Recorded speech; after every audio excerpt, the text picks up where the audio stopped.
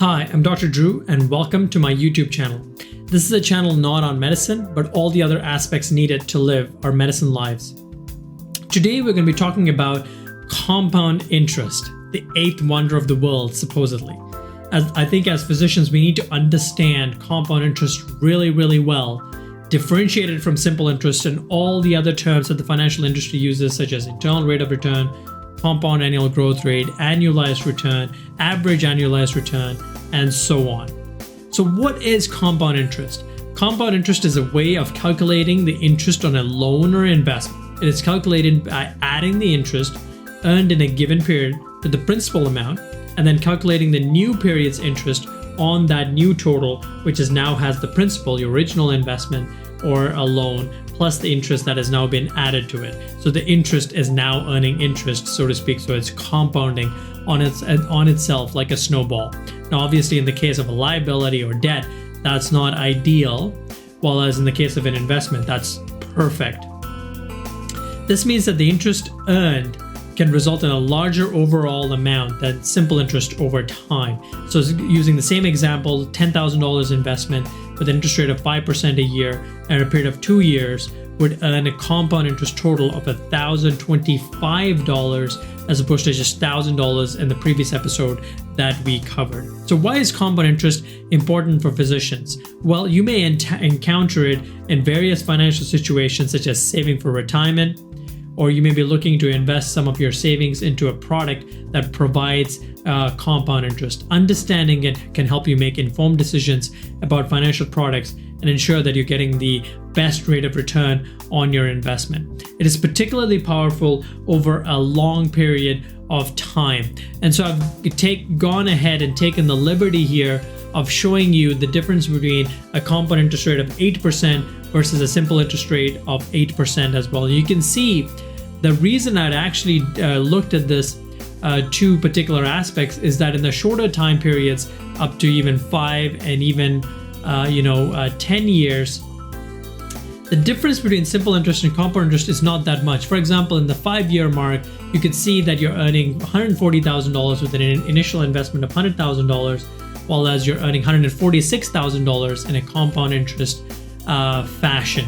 Now, I'm not here to emphasize that real estate is better than index funds or whatever. It just happens to be the example that I've picked.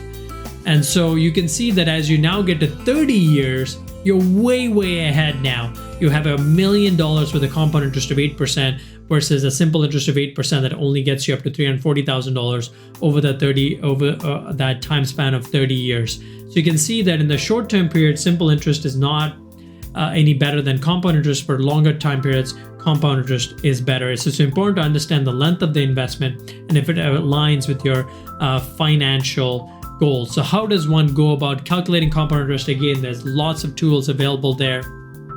I'm going to use the one that is available in Canada that is commonly used. So Ontario Securities Commission, a regulated website, so to speak. Again, I chose the example of $10,000 with a regular edition of 5% a year. And so just to show you that it does function that way, we scroll down and we see that it's $11,025 with $1,025 highlighted there, which is what I had described in how to calculate the compound interest.